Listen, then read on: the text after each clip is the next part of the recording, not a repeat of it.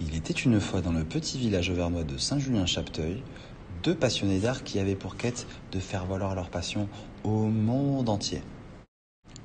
Cependant, nos artistes ne pouvaient, hélas, pas vivre de leur passion. C'est alors que nos artistes ont décidé de démarrer l'entreprise Rivers Magnet. Avec au départ peu de moyens, mais plein d'ambition, Rivers Magnet est devenu un moteur pour l'économie locale en créant de l'emploi pour tous et en collaborant avec d'autres entreprises régionales qui partageaient ce même amour du Made in France.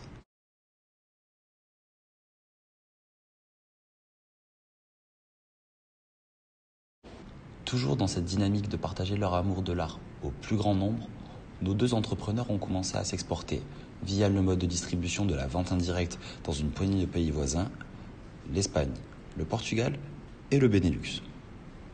Suite au succès de cette opération, Rivers Magnet s'est vu avoir des ambitions grandissantes en entreprenant un pari inédit: conquérir le marché du pays du soleil levant.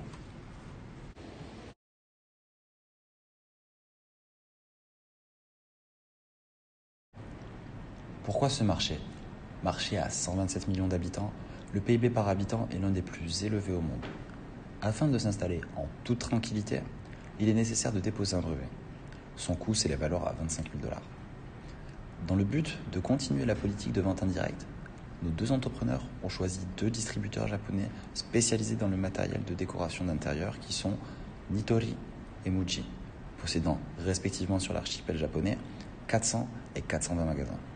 Ah oui, nous avons oublié de vous dire, les Japonais sont fans du Made in France.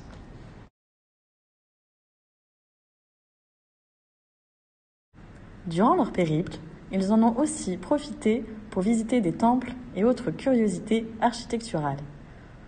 Au détour de musées comme celui du kimono, nos deux aventuriers ont constaté la fragilité des murs sur lesquels les œuvres étaient affichées.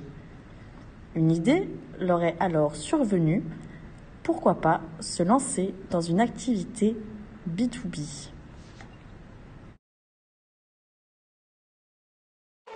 Lors de leur retour au pays, nos deux Français ont commencé à développer cette activité en vendant leurs produits directement aux musées et aux galeries d'art. Ils ont également constaté que leurs produits innovants trouvaient place dans des salons d'entreprise, des showrooms BTP et autres organisations. Pourquoi ont-ils pris ce virage? Car pour une start-up, le marché B2B génère plus de revenus à court terme que le marché du B2C. Afin de survivre, nos entrepreneurs ont eu besoin de décrocher des contrats avec des entreprises. Nous recommandons à Rivers Magnet de faire valoir trois aspects de leurs produits: la qualité, le Made in France et l'innovation. En B2B, les cibles seront les PME, qui disposent souvent de petits locaux. Chez les particuliers, Rivers Magnet devra cibler les jeunes couples et les jeunes femmes soucieuses de bien ranger leur maison. La stratégie sera d'abord de partir des grandes villes, Tokyo, Nagoya et Osaka, avant de conquérir l'ensemble du pays. Enfin, Rivers Magnet pourra mener des études pour s'étendre vers les autres marchés asiatiques que sont la Corée du Sud et la Chine.